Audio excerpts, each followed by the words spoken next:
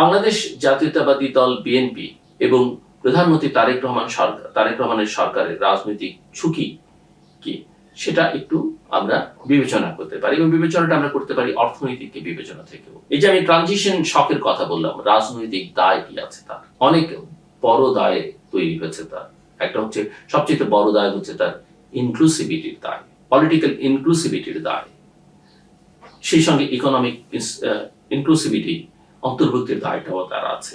এবং উত্তরণের পরে যদি এই এলডিসি গ্রাজুয়েশনের পরে যদি দেখা যায় যে রপ্তানিটা কমে গেছে, চাকরি বাকরি কমে গেছে, যেখানে এই সরকার বা বিএনপি তার অঙ্গীকারের মধ্যে বলছে যে তার সবচেয়ে বড় অঙ্গীকার হচ্ছে কর্মসংস্থান, কারণ আমাদের তরুণ জনগোষ্ঠী জনসংখ্যার বিচারে একটা বৃহৎ শক্তি, সেই চাকরি যদি কমে যায়, মূল্যস্ফীতির চাপে এমনিতেই বাংলাদেশের সাধারণ মানুষ আছে, সেই মূল্যস্ফীতি যদি বাড়ে, জিনিসপত্রের দাম যদি বাড়ে, দৈনন্দিন জীবনযাত্রার ব্যয় যদি বাড়ে, তাহলে জনগণ এটাকে নীতিগত ভুল হিসেবে দেখবে।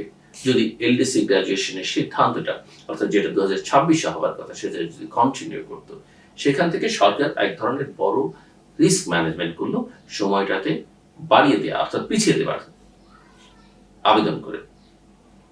অর্থাৎ এটা স্পষ্ট যে সরকার আগেই একটা বাফার তৈরি করতে চাইছে, এবং আমি মনে করি সরকারের এই সিদ্ধান্ত অত্যন্ত যৌক্তিক সিদ্ধান্ত, কেননা এই চাপটা দীর্ঘদিন যাবত আমাদের প্রাইভেট সেক্টর থেকে, আমাদের ব্যবসায়ীদের পক্ষ থেকে ছিল। এটা শুধু ব্যবসা বাণিজ্যের ইস্যু না, এটা আমাদের দৈনন্দিন জীবনের সঙ্গেও অত্যন্ত ভীষণ রকম ভাবে যুক্ত। আপনাদের স্বাগত জানাই আমি আমার কথা শুনবার জন্য। বাংলাদেশের এলডিসি অর্থাৎ প্লিজ ডেভেলপ কান্ট্রি থেকে উত্তরণের বা যেটাকে আমরা গ্রাজুয়েশন বলছি, সেটা পিছিয়ে দেওয়ার আবেদনকে এই নতুন সরকার কর্তৃক শুধুমাত্র অর্থনৈতিক সিদ্ধান্ত হিসেবে দেখলে ভুল হবে।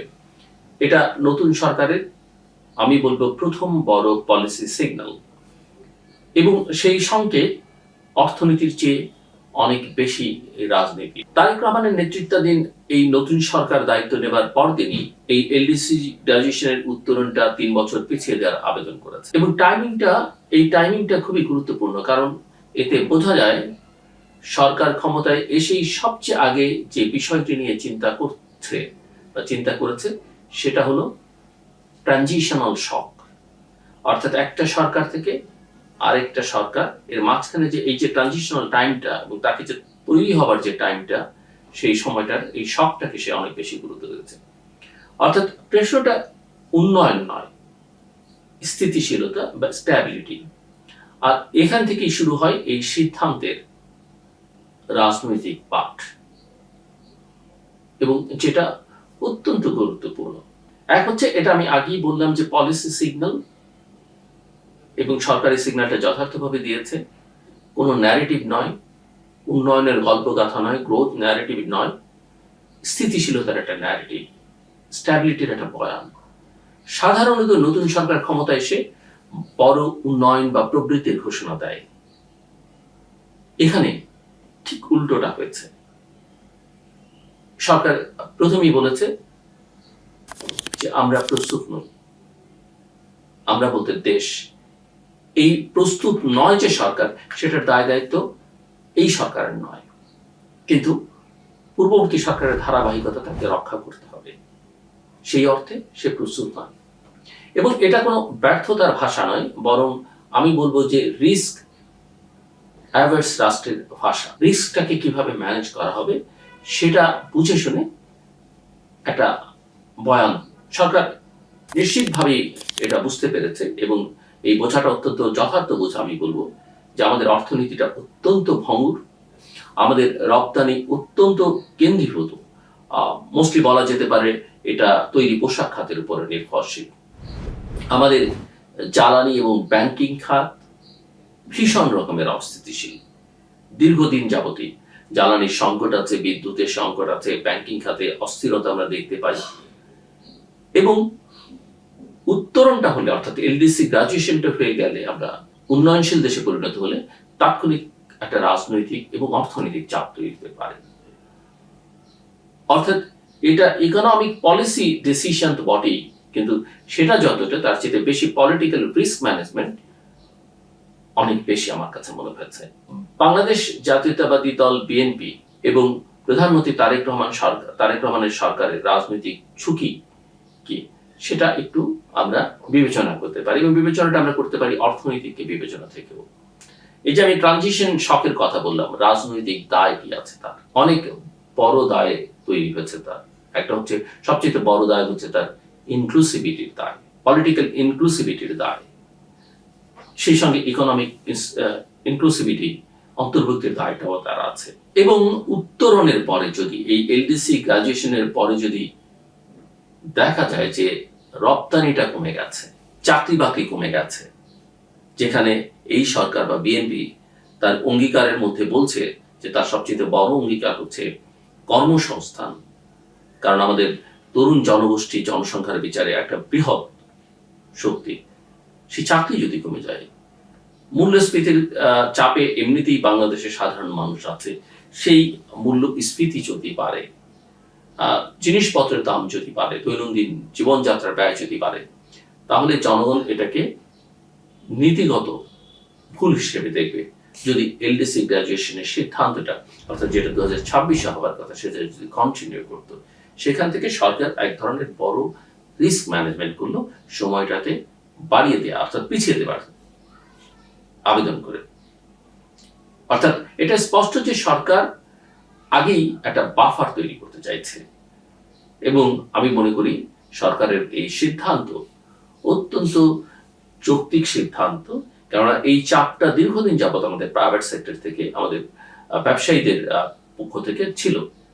এটা শুধু ব্যবসা বাণিজ্যের ইস্যু না, এটা আমাদের দৈনন্দিন জীবনের সঙ্গেও অত্যন্ত ভীষণ রকম ভাবে যুক্ত। সো বলা যেতে পারে এটা হচ্ছে যে একটা ক্লাসিক ব্লেম অ্যাভয়েডেন্স পলিটিক্স।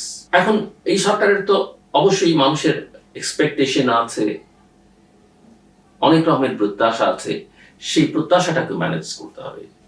অর্থাৎ এক্সপেকটেশন ম্যানেজমেন্ট একটা বড় কাজ। বিএনপি সরকার এমন একটা সময়ে দায়িত্ব নিয়েছে যখন জনগণের প্রত্যাশা অত্যন্ত বেশি, এবং প্রত্যাশা তারা দীর্ঘকাল অন্যদের কাছে করেছে, প্রাপ্তির চেয়ে অপ্রাপ্তিটাই অনেক বেশি। কিন্তু এখানে বাস্তবতাটা কি সেটাও একটু বিবেচনার দাবি রাখে, বা প্রণিধানযোগ্য বলা যেতে পারে।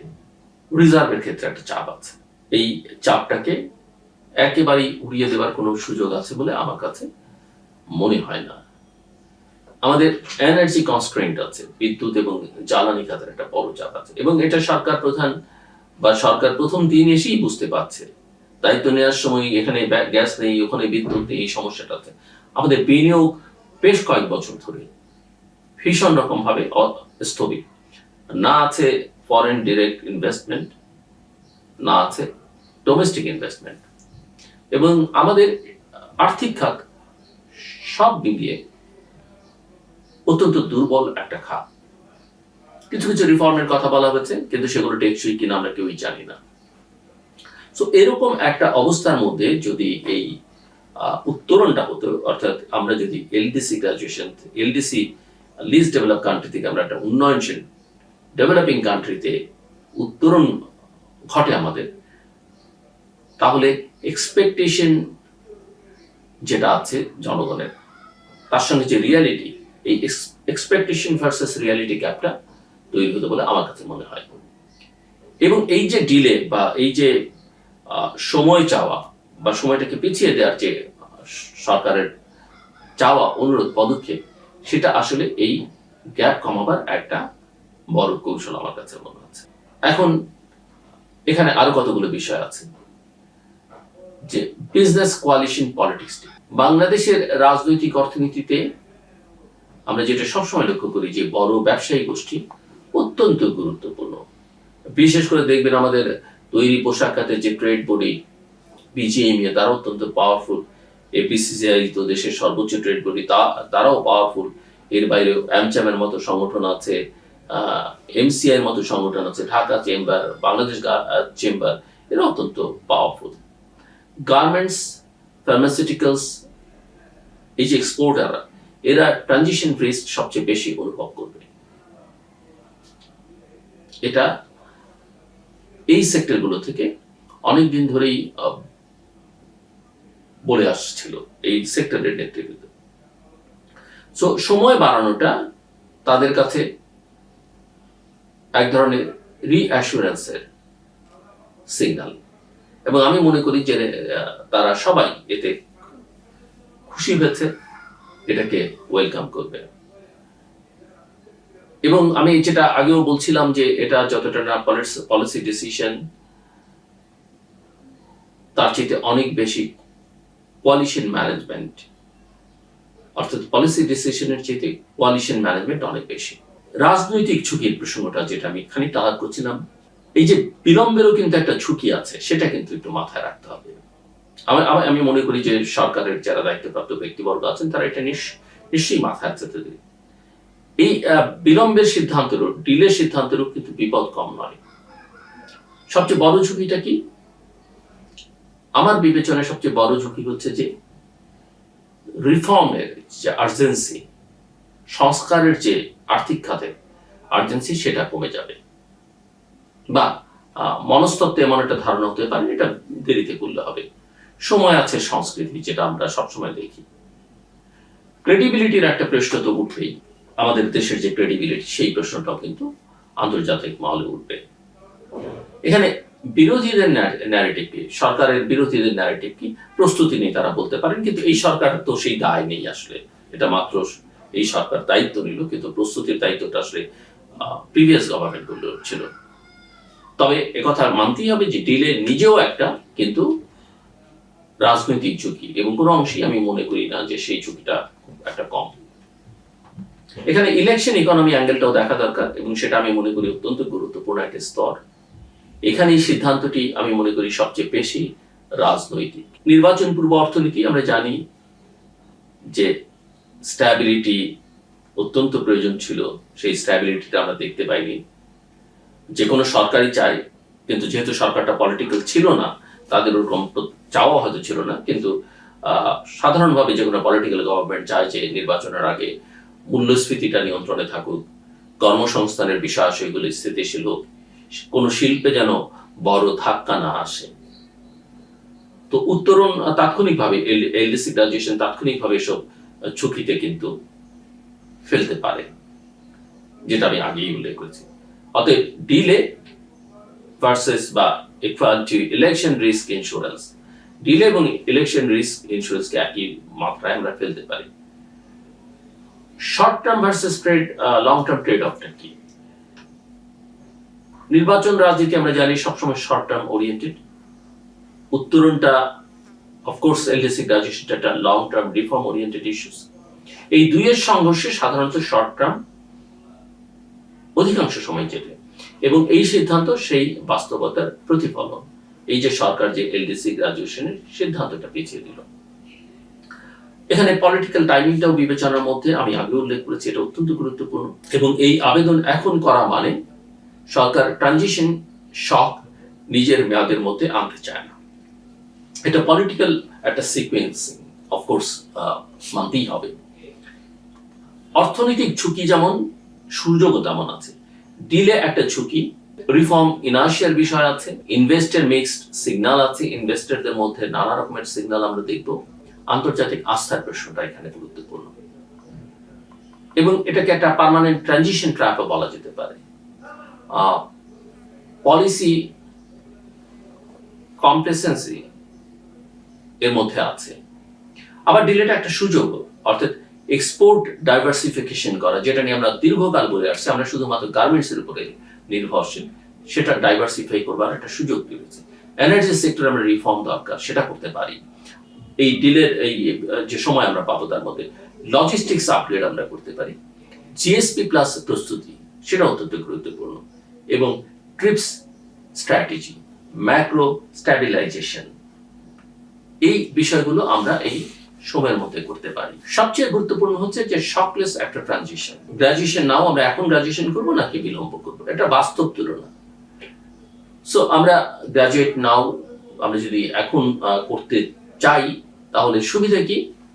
সুবিধা হচ্ছে একটা স্ট্রং কনফিডেন্স সিগন্যাল আমরা বহির্বিশ্বে দিতে পারি। গ্লোবাল একটা পারসেপশন এর ফলে উন্নত হবে। পলিসিতে একটা ডিসিপ্লিন আমরা দেখতে পাবো। আশা করি, এবং মিডল ইনকাম ন্যারেটিভ সেটা শক্তিশালী হবে। ঝুঁকিটাকে যদি এখন আমরা গ্রাজুয়েশনটা করি, ট্যারিফ সব নিঃসন্দেহে একটা বড় বিষয় হবে। গার্মেন্ট কম্পিটিটিভনেসটা কমে যাবে। গার্মেন্ট সেক্টরে ফার্মাসিউটিক্যালস একটা বড় শক আসবে। আমাদের ফার্মাসিউটিক্যালস ইন্ডাস্ট্রিজ মানে অত্যন্ত দ্রুত গতিতে বাড়ছে আমি বলবো। এমপ্লয়মেন্টের একটা প্রেশার হবে, এক্সপোর্ট ইনকামটা ড্রপ করবে। সো এক ধরনের হাই কনফিডেন্স হাই রিস্ক পাওয়া এটা। এখন আসুন ডিলেতে কি কি সুবিধা আমরা পাবো, আমি একটু সামারাইজ করে নিয়ে আসবার চেষ্টা করছি। কথাগুলো আগেও বলেছি, একটা অ্যাডজাস্টমেন্টের উইন্ডো পাওয়া যাবে, একটা জানালা পাওয়া যাবে সবকিছু অ্যাডজাস্ট করবার জন্য।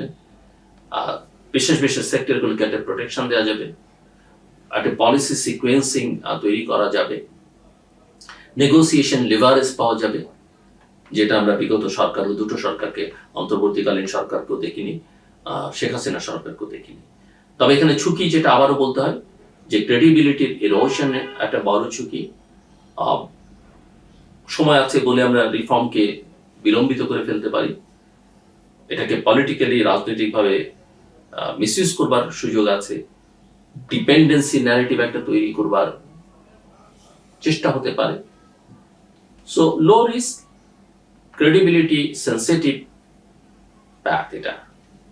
আসল সমস্যা হচ্ছে উত্তরণ নয়, গ্রোথ মডেল। আমার কাছে মনে হয়েছে এটা অত্যন্ত জরুরি বিবেচনার বিষয়। অর্থাৎ বাংলাদেশের কিছু স্ট্রাকচার কাঠামোগত সমস্যা আছে, যে কারণে আমরা বারবার রিফর্মস এর কথা বলি।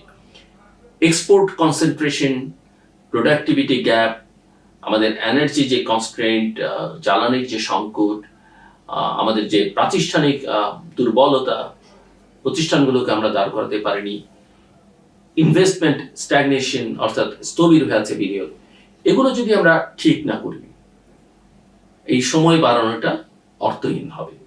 অর্থাৎ 3 বছর আমাদেরকে এই জায়গাগুলোতে অনেক বেশি ফোকাস দিতে হবে।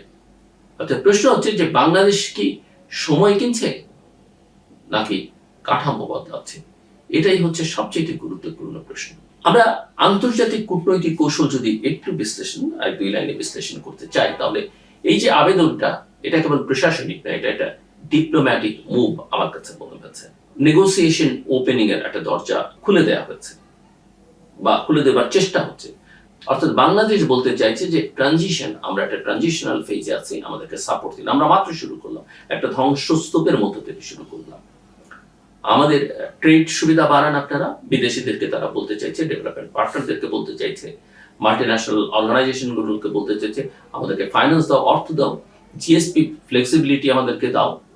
অর্থাৎ এই বিলম্বের অনুরোধের মধ্য দিয়ে একটা বার্গেনিং পজিশন বাংলাদেশ তৈরি করতে চাইছে, এবং এক ধরনের মেজর পাওয়ার ডিপ্লোমেসি এখানে আছে। সো এই সিদ্ধান্তের পর সরকারকে কিন্তু অত্যন্ত সক্রিয় হতে হবে যদি এই সময়টা পাওয়া যায়। সেটা হচ্ছে ইউরোপীয় ইউনিয়ন আমাদের এক্সপোর্টের সবচেয়ে বড় বাজার, সিঙ্গেল কান্ট্রি হিসেবে সবচেয়ে বড় বাজার যুক্তরাষ্ট্র, তারপরে অত্যন্ত পাওয়ারফুল ডেভেলপমেন্ট পার্টনার জাপান, এরা আমাদের উন্নয়ন অংশীদার। এদের সঙ্গে নেগোশিয়েট করতে হবে, কারণ উত্তরণ মানে ট্রেড রিজিম চেঞ্জ, এটা মাথায় রাখতে হবে। সো ডিপ্লোমেসি ছাড়া উইদাউট ডিপ্লোমেসি স্মুথ ট্রানজিশন সম্ভব নয়। ক্রেডিবিলিটি ডিপ্লোমেসিরও একটা ক্রেডিবিলিটি থাকা দরকার। আন্তর্জাতিক অংশীদার, আমাদের ডেভেলপমেন্ট পার্টনাররা এখন একটা প্রশ্ন করবে, বাংলাদেশ কেন সময় চায়, আগে কেন চাইল না? উত্তরটা যদি রিফর্ম রোড ম্যাপ না হয়, আমাদের যে গ্রহণযোগ্যতা, ক্রেডিবিলিটি, সেটা একটা ঝুঁকি তৈরি হবে। সবচেয়ে বড় ঝুঁকি বলা যেতে পারে, আমরা এভাবে দেখতে পারি যে ক্রেডিবিলিটি ভার্সেস কশন। অর্থাৎ এই সিদ্ধান্তে দুটো ন্যারেটিভ তৈরি হয়েছে। একটা হচ্ছে বাংলাদেশ নামের এই রাষ্ট্র সতর্ক রাষ্ট্র, অনেক সতর্ক। অন্যটা হচ্ছে এই রাষ্ট্রটা আসলে প্রস্তুত নয়, এগিয়ে যাবার জন্য প্রস্তুত নয়। কোন ন্যারেটিভ এখানে জিতবে সেটা নির্ভর করবে সংস্কারের অগ্রগতির উপরে, আমাদের নীতির যে ধারাবাহিকতা, যেটা অধিকাংশ সময় থাকে না, তার উপরে, আমাদের কূটনৈতিক সাফল্যের উপরে, নেগোসিয়েশনের সাফল্যের উপরে। সেখানে আমি কয়েকটা জাস্ট পয়েন্ট উল্লেখ করতে চাই। যে এই যা কিছু হচ্ছে এটা অর্থনৈতিক সিদ্ধান্তের চেয়ে রাজনৈতিক সিগন্যাল অনেক বেশি।